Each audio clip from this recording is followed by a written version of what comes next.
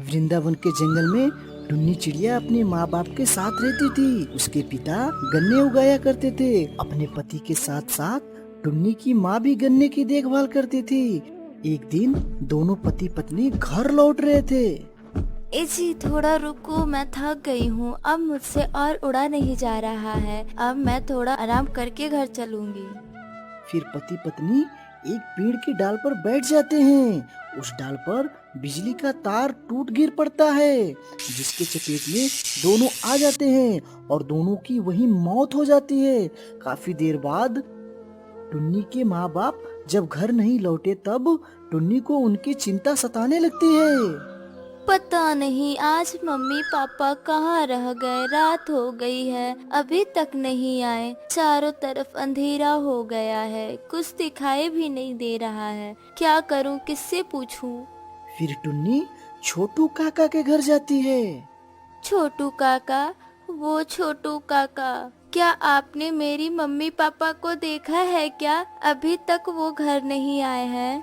नहीं बिटिया, उन्हें कहीं नहीं देखा। आज तो मैं अपने खेत पर गया ही नहीं हूँ। रात बहुत हो चुकी है, तुम घर जाओ, मैं सुबह देखने जाऊंगा। अगले दिन टुन्नी छोटू के साथ अपने माँ बाप को ढूंढने जाती है। छोटू टुन्नी के साथ मिलकर उसके माता पिता को ढूंढने लगता है। अचानक वो दूर से चिल्लाता है, अरे जल्दी इधर आओ, जल्दी आओ। ये देखो तुम्हारे मम्मी पापा तो मर चुके हैं। इन्हें लगता है करंट लगा है।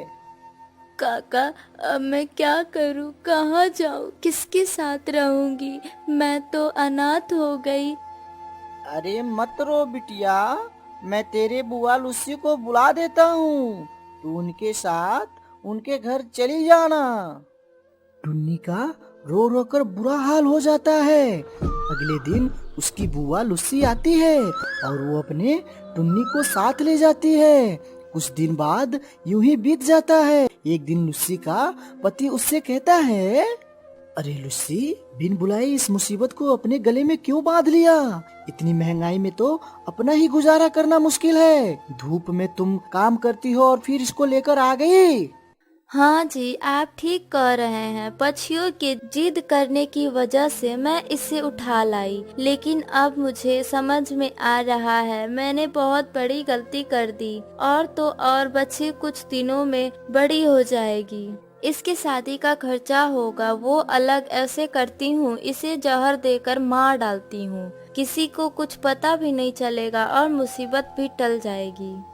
जैसे तुम ठीक समझो लुस्सी, मैं क्या कह सकता हूँ।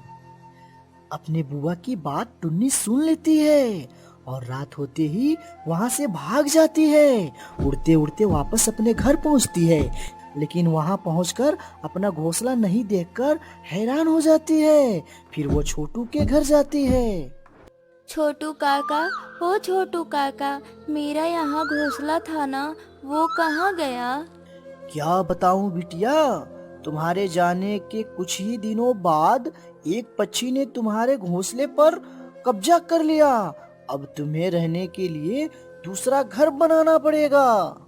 फिर टुन्नी अपने गन्ने के खेत में पहुंचती है और वहां से मिट्टी लेकर अपना घोंसला बनाने लगती है। और घर बनाते समय उसकी मम्मी और पापा की याद आ जाती है और वो बहुत याद कर कर रोती है। माँ पापा, अब मैं यहीं रहूंगी और आपकी तरह गन्ने की खेती करूंगी। आप दोनों जहाँ कहीं भी होंगे अपनी बेटी को आशीर्वाद देना। तभी वहाँ छोटू आ जाता है। ये तूने बहुत अच्छा किया, अपने खेत में मिट्टी का घर बनाकर। अगर तुझे कोई दिक्कत होता है तो मुझसे कहना, हमसे कहने में कोई संकोच मत करना। मैं हर समय तेरी सहायता करूँगा। छोटू काका, मैंने गन्ने उगाने का फैसला किया है। ठीक है बिटिया, मैं तुम्हें गन्ने की अच्छी किस्म की बीज ला कर दे दूंगा। फिर छोटू वहाँ से चला जाता है। इस तरह टुन्नी चिड़िया मिट्टी का घर बनाकर खुशी खुशी रहने लगती है। एक जंगल में टुन्नी चिड़िया अपने पति भोलू के साथ रहती थी। गर्मी के दिन शुरू हो गए थे। एक दिन टुन्नी चिड़िया 2 अंडे दे देती है और पति पत्नी अंडे की देख रेख करने लगते हैं।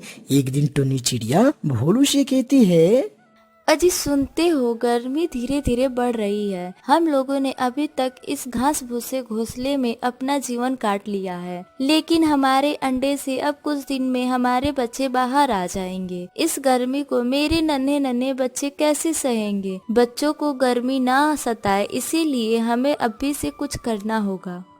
तुम ठीक कह रही हो, इस बार गर्मी कुछ ज्यादा ही बढ़ रही है, लेकिन कुछ समझ में नहीं आ रहा है इस गर्मी से बचने के लिए क्या करना पड़ेगा। खैर तुम चिंता मत करो, मैं कुछ न कुछ उपाय लगाता हूँ, तुम भी सोचो कुछ, शायद हम दोनों के दिमाग में कोई न कोई आइडिया मिल ही जाए। इस तरह वो अपने बच्चे को लेकर बहुत ही ज्यादा परेशान थे और अपने बच्चे को वो तकलीफ नहीं देना चाहते थे। ऐसे ही कुछ दिन गुजर जाते हैं और एक दिन टुन्नी चिड़िया के बच्चे अंडे से बाहर आ जाते हैं। टुन्नी अपने प्यारे प्यारे बच्चों को देखकर बहुत ही ज्यादा खुश हो जाती है। देखो जी, अपने बच्चे कितने प्यारे हैं, इन्हें किसी की नजर न लगे। है इतना कहकर टुन्नी अपने बच्चे को प्यार करने लगती है। एक दिन जब भोलू भोजन की तलाश में जा रहा था, तभी उसे एक तालाब दिखाई देता है। गर्मी का तो नामो निशान नहीं है, मैं आज ही टुन्नी को जाकर ये बात बताऊंगा और फिर हम यही अपना घोंसला बनाकर बच्चे के साथ रहेंगे। ये सोचकर भोलू बहुत ही खुश हो जाता है और खुशी खुशी घर आकर ये बात टुन्नी से कहता है। उसकी बातें सुनकर टुन्नी भी खुश हो जाती है। अगले दिन टुन्नी चिड़िया भोलू के साथ उस तालाब के पास चली जाती है। आपने बिल्कुल ठीक कहा था जी, यहाँ तो बहुत ही ठंडक है। तभी टुन्नी की नजर तालाब के पास पड़ी मिट्टी पर पड़ती है। वह खुश होकर कहती है, ये देखो जी, इधर कितनी सारी मिट्टी पड़ी है। तुम्हें पता है मिट्टी का घर कितना ठंडक देता है? गर्मी में हम इसी से अपना घर बनाएंगे। उसकी बात सुनकर भोलू कहता है, अरे टुन्नी, तुम्हारे दिमाग का तो कोई जवाब ही नहीं, तुम्हारा आइडिया तो बहुत ही अच्छा है। फिर दोनों मिलकर अपना मिट्टी का घर बनाते हैं और अपने बच्चों के साथ रहेंगे। फिर दोनों मिलकर अपना मिट्टी का घर बनाते हैं और अपने बच्चों के साथ खुशी खुशी रहने लगते हैं।